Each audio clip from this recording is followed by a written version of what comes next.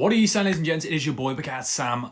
Newcastle 2, Arsenal 0. Arsenal lose 4-0 aggregate to Newcastle. Newcastle sail straight through to the League Cup final. And what an absolutely incredible game it was. It was, honestly, it had absolutely everything. Where to start, I don't even know. But I feel like a lot of question marks have got to go straight over to Ødegaard, who messed up. And I know a lot of people will be pushing forward the narrative of he bottled it was his fault. It does feel like that moment in the game was significant. Like that single moment really defined the rest of the game, because obviously we'll start off straight away with the fact that Isak, by the way, was absolutely incredible in this game, and I've never seen Saliba struggle as much as he had done. And in that moment for that first goal, which, by the way, up there with one of the best offside goals I've ever seen. That finish was genuinely incredible. The power and the venom in that shot into the top corner was genuinely insane. But that moment, when it was given offside, you thought, oh, okay.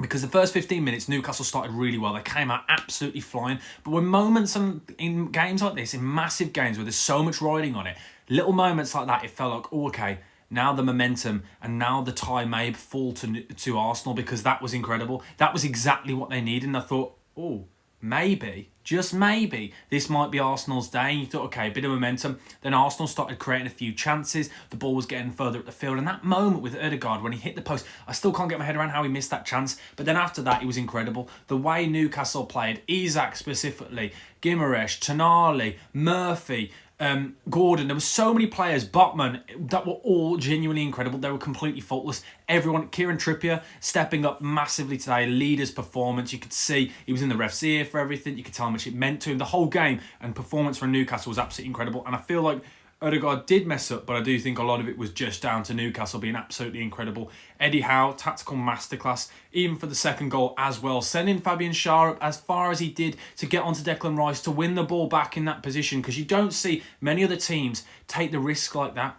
Fabian Schär won the ball back off Declan Rice, literally on the edge of the Arsenal box. A centre-back pressing a holding midfielder. Absolutely incredible. But overall, I think one of the biggest glaring things is, when looking at this game, is how toothless Arsenal's attack is compared to Newcastle. You look at it man for man. That Newcastle front three is absolutely incredible. It's relentless. Gordon, pace, he's dynamic. He's just absolute dynamite. He just is incredible. Then Isak can bring you so much as well. And what I really think was incredible watching Isak today is just his hold-up play. I thought that was something I've never really... I've always thought he was okay at it, but the level that he was showing in this game was absolutely incredible. As I said, I've never seen Saliba struggle as much as he did. He was causing him so many problems in that first 20 minutes, I'd say. But it was absolutely incredible from him. And then Murphy as well is the kind of the unsung hero in it, and the goal he got was an incredible finish, by the way. It's not an easy finish, that, whatsoever. One of those kind of the angles where you think, oh, okay, do you know what, actually, fair play. That's not an easy chance to put away, but it was a great finish.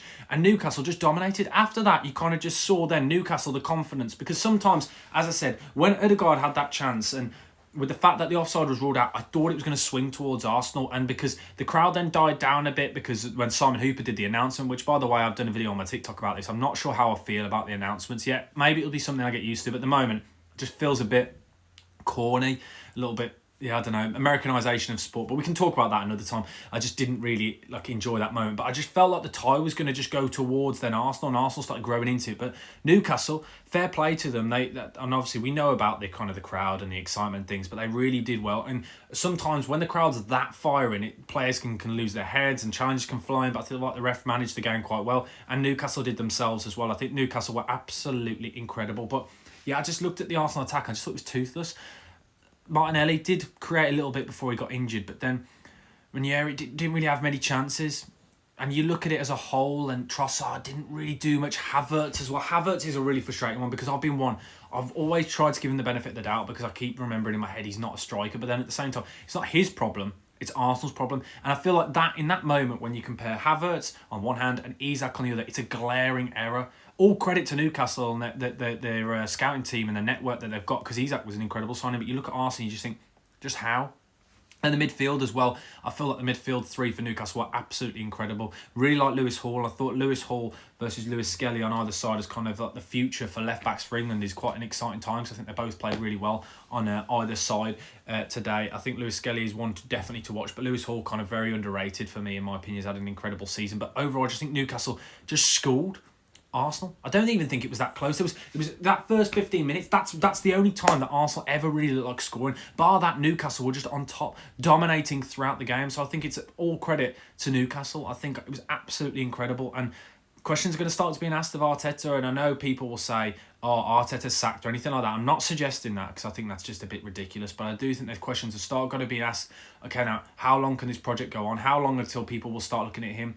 That's the question, but I don't think he should be sacked or anything like that. It was an incredible performance from Newcastle. Really interesting to see now in the next game who will win between Tottenham and Liverpool. But it's going to be an exciting final regardless. I said when this final four, they were all incredible, but Newcastle were just relentless in this game, showing the kind of signs they were showing when they went 9 unbeaten. That's the kind of performances we were expecting to see, and I wasn't expecting them to kind of live up and perform as well as they did tonight, especially considering how earlier on in the last couple of weeks with the kind of recent results, your likes of Bournemouth, your likes of Fulham as well. Newcastle have been really poor, but they really bounced back, especially considering Joe Linton wasn't in that midfield. I just thought everything about Newcastle was incredible today, and you could just see they kind of managed the game really well, even with their substitutions, getting Botman off the pitch and things like that. Everything just fell into place for Newcastle, and it felt like that after that first goal went in. You just kind of felt like everyone just relaxed a bit, and you could just see Arsenal really struggling. And I think the question's got to be asked as well with Arsenal, with they're playing out from the back constantly. They put themselves under so much pressure in that first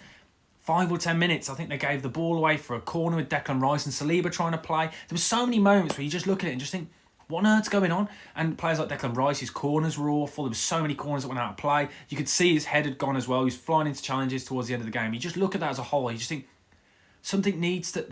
Why did they get so over the top?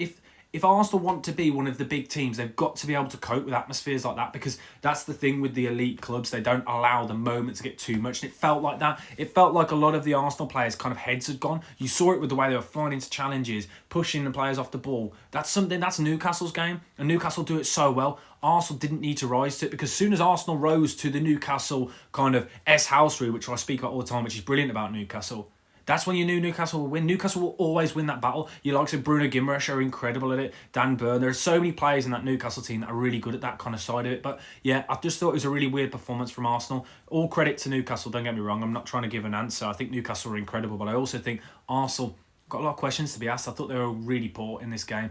A lot of players who you'd normally say were quite reliable didn't really do much. I thought Timber really struggled as well against Gordon. I thought Gordon was incredible. And again, Gordon, for an England perspective, is a really exciting one as well, talking about that left-hand side. I feel like every time I watch him, he's crying out that he has to start for England. But overall, I thought it was an incredible performance from Newcastle into the final. Arsenal, really, really poor performance as well. But let me know your thoughts down in the comment section below. If you haven't already, please do smash the like button and please do subscribe. I'm trying to get to 15,000 subscribers. But yeah, Newcastle, incredible, into the final. Will they win the League Cup? Let me know your thoughts down in the comment section below. But if you haven't already, as I said, please go down there. Just press subscribe. It takes you 2 seconds. But thank you guys for watching. Bucket Sam, over and out. Thank you. Goodbye.